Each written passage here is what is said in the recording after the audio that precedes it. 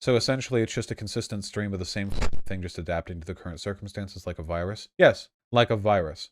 And it has to be stamped out like a virus. We can't keep dealing with this, folks. The world's a dangerous place. We've no room for anti-democracy and fascism. We can't do it. Now, the best way to get rid of this, properly get rid of this, is reconstruction. That's what we need.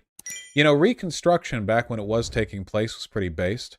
See, the Civil War, and I really want you to appreciate how absurd the Civil War was. I mean, we are a growing, industrious country, and then because the South is fearful of slavery being taken from them, something which has been on the table, by the way, since the founding of the country. You know, even back after the country was founded, they signed in that compromise, which denied them the ability to legislate against slavery until 1800. It's always been on the table. The idea that slavery would last forever was not a commonly held position. Even people in the South back in the formation of the country, not entirely, but for the most part, I think, were at the very least open to the discussion of the abolition of slavery, you know, as a future political abstract, as long as it didn't cut into their books, maybe their grandchildren's books. But at the very least, it was something to talk about. But as the people in the South grew more acclimated to their racial superiority over black people, the role of being the master instead of the slave, they adopted it culturally. It became ingrained and thus more accepted. And we proved wrong the Founding Fathers. The Founding Fathers believed that slavery would fade away as America grew more developed and civilized. But the opposite was the true. The slavers grew more entrenched in their political positions because they became culturally adapted to it. The opposite was the truth. The Founding Fathers were wrong. And then the South up and seceded. And all these Confederate states had their own, you know, state constitutions, and a bunch of them were like, this state is enshrined in the eternal belief of the superiority over the white man, over those lesser kin, and God gave him this land, blah-de-blah. You know, you can read them. They're poorly written. Dumb larpy. I guess I can't say it's larpy, you know. And then we had a war. A war the South started by firing on Fort Sumter. In spite of the fact that the North had better productive capabilities, they were willing to secede and then start the war to preserve slavery. And then we killed them. Oh boy, Byrne and Sherman marched on south and waged war like them fucks were not ready for. Oh boy, I left a trail you could see from space. Byrne and Sherman making his way down like a goddamn meteorite. And it was good, and they deserved it. And they lost. What were the losses? Up until COVID, the Civil War was the most ruinous event in terms of human lives in all of American history. Hundreds of thousands of people on both sides. Sherman responsible for a good number. Effective, he was. Anyway, the South lost. And what do you do after you catch the South being a bunch of naughty boys, but give them a spanking? We spanked them with Reconstruction. But there was a problem. You see, Lincoln, being the liberal that he was, he had the bright idea of getting himself a vice president who was sympathetic to the South. He thought it would be a good way of earning favor, demonstrating bipartisanship. So what do you think happened when Lincoln got shot? Well, the vice president became the president, and then Reconstruction ended. But Reconstruction was based, very based. And we failed to denazify. That's not quite true. I am simplifying like crazy.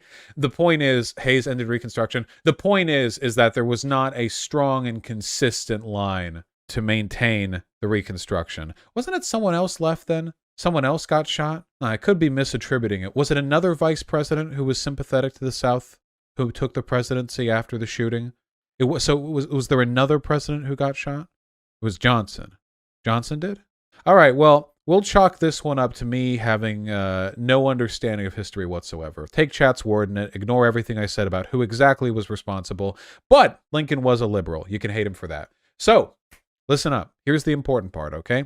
Reconstruction was, let's say, spicy. It was martial law down in the South. The Union deployed tens of thousands of troops to hold down the fort, you know, to hold down the South. And the purpose of this is, you see, any group of people who were willing to do what the Confederate leadership did, they gotta be purged, folks. I'm sorry. You can't go doing that twice. Fool me once, shame on you. Fool me twice. If Reconstruction had been done properly, there would have been gallows stretching the length of the trail that Sherman marched south through with Confederate sympathizers hanging from them, there would have been more deaths following Reconstruction than there would have been from the fucking war. It's not like there wasn't plenty to punish people for. They were slavers, after all. There's a reason for doing this, and don't get me wrong, it's not all punishment. None of it really is about punishment. The real purpose of this attitude to prevent the formation of secessionary sentiment in the future. I'm pretty hardline anti-death penalty. I'm talking it up a little bit. They were pro-death penalty back then. We're talking about what they did back then, not what we would do now. But I'll cut the euphemisms and just talk about what I want now. The Republican Party has to be disbanded. Being anti-democratic forfeits your position in a democratic republic. You don't get to be that. I'm sorry, that's a disqualifier. Red card. You don't get to. I'm sorry. And people are going to say that's anti-democratic. Well, you know what? That's your fucking fault then, for having an anti-democratic Republican Party. I'm very sorry, It's like complaining about, you got two teams in a soccer match, one of which is playing fair, and then the other one is cheating like mad. And then they get red carded, they get disqualified, the other team wins by default, and then you say it's not a fair match because the other team won without really winning. Well, that's your fucking fault, isn't it? Who stuffed the wrench into their soccer shorts to bean the other person over the head? Huh? You did! You voted for them. You backed it. The Republican Party cannot be allowed to continue in its present state. And I don't just mean federally, I mean the whole fucking party. And then come the sedition trials. And you think, by the way, oh, what an authoritarian crackdown. No, full due process. If people go free, they go free. That's a guarantee that American citizens ought have, and we will continue to have so long as Republicans aren't in power, Full on due process. Now, when I talk about sedition here, how many folks, I want a ballpark estimate from you guys. If we were to try everyone for sedition, every American, let's just magically, like all of them magically in an instant go through with a trial. How many of them do you think could reasonably be said to have either directly participated in or enabled or backed an attempt on the government, its institutions, its legislators, or its ability to pass laws? Now, by my reckoning, and this is a totally arbitrary threshold here, by my reckoning, you could find a good lot of fucking people. But if we're talking specifically about the Republican Party's attempt on the January 6th coup, their effort to destabilize the election, the great lie about ballot counting and mail-in voters and blah-de-blah-de-blah, I genuinely think that you could legitimately, in a full, fair trial given to due process, you could probably find tens of thousands of Republicans, easily tens of thousands, who were making a genuine effort to participate in the deconstruction of our democracy. And I think they should be tried. And I think they should go to jail. Because how resilient can our democracy possibly be if we allow this to continue? What happened after January 6th? Nothing. The Congress people weren't punished. Gassar, Marjorie Taylor Greene, the calls that we heard, the Clarence Thomas, his wife, him not recusing himself from a case pertaining to the release of information that she participated in the coup. All of this, there was nothing happened. The feds, they went after the dipshit, foaming at the mouth fascists who actually broke into the Capitol building. I don't fucking care. Bonk him over the head and put him in a bar somewhere. I don't give a shit if militia member number 1482 gets free after storming the Capitol. You know why? Because more of them are going to come as long as people like the radicals in government who supported and backed them, who promised them support if they should fail, those people, as long as they're continuing to speak, there's just going to be more of these militia dipshits. I hope you all understand what I'm saying and sympathize with it. None of this has to do with a takeover. If I was suggesting a takeover, I would be talking about some kind of leftist coup. But I'm fully aware that if what I talk about takes place, all we're going to get is a, larger Democrat Party, a much larger independent base, and Democrats pushing milquetoast liberalism uncontested for maybe one or two election cycles before independents create a new, prominent party, or one emerges from the existing ones. I'm fully aware of the fact that I would still hate the society that I live in if all this was to take place, but at least it would remain a fucking democracy. At least it would remain the institution socialists are most capable of working within. Because if you think radical socialism will be tolerated within a fascist oligarchy, then good luck with that. We'll have a chance of moving forward. That's all I'm talking about. This isn't a coup de power. This is just keeping your house in order, which is exactly what Lincoln had to do as well. This is why we need ranked choice as a spearhead. No. People don't care about ranked choice. The average American doesn't know what ranked choice is. It's important, but it can't be a spearhead. Spearheads have to be sharp.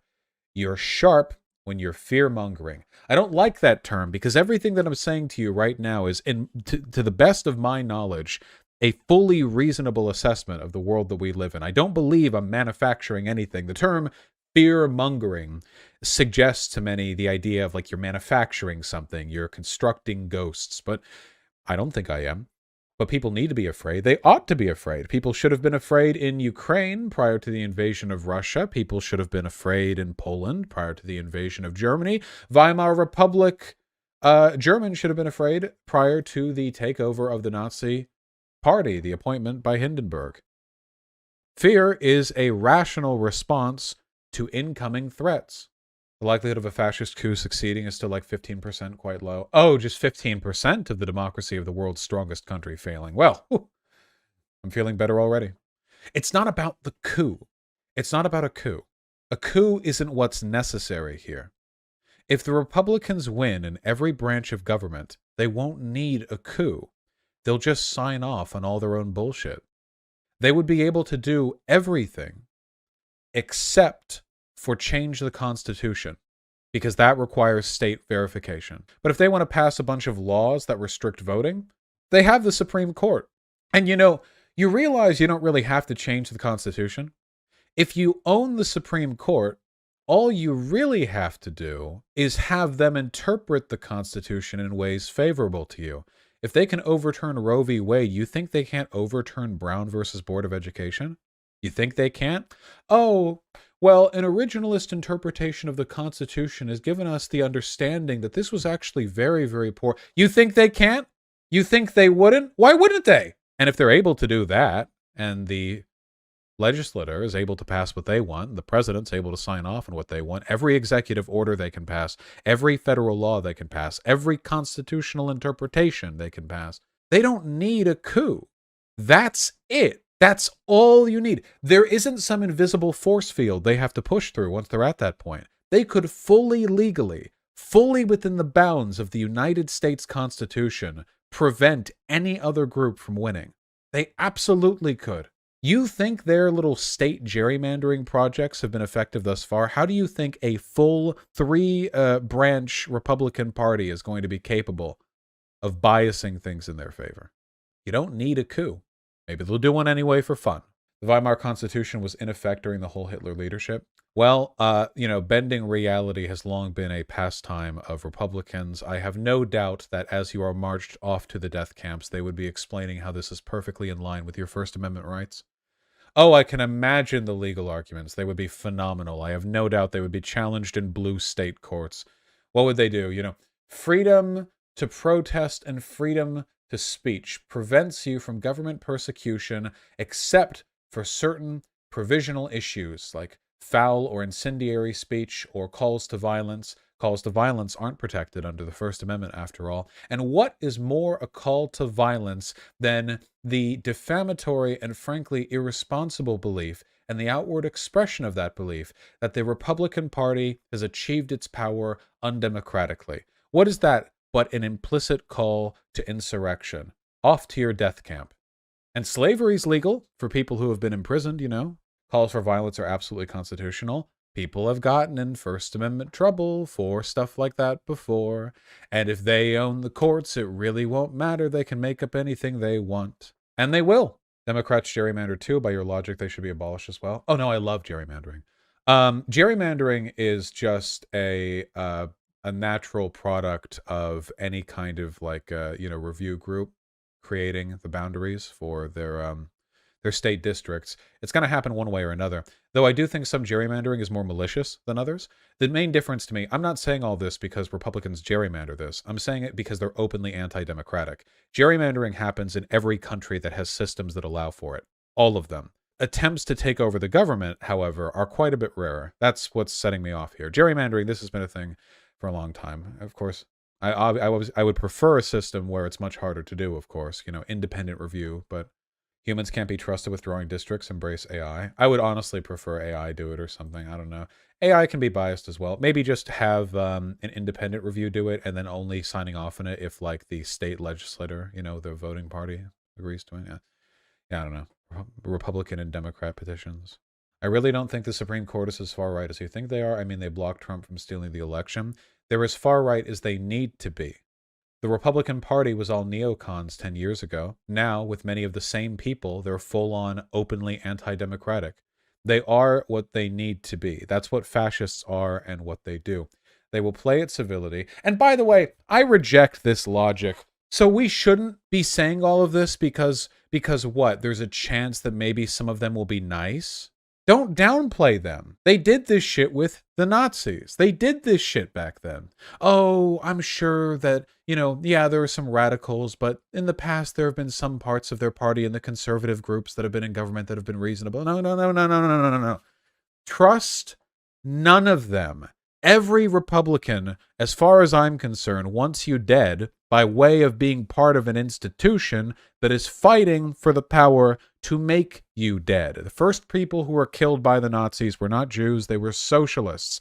Most of the people watching here, of course, are liberals. You're safe for a bit longer, but not all of you. Some of you will die soon under their regime. Hopefully their regime doesn't come about. That would be preferable. Obviously, I would much rather none of this actually takes place. I don't want to fight or be persecuted or be subject to oppression. I want to play video games while I listen to podcasts on the side. That is what I want to do. I don't want anything else. I just want to live. But they don't want you to live. They hate your life. They despise your life. They want you to suffer. It's all they want. So don't give them benefit of the doubt. Assume evil from the Republicans. Always.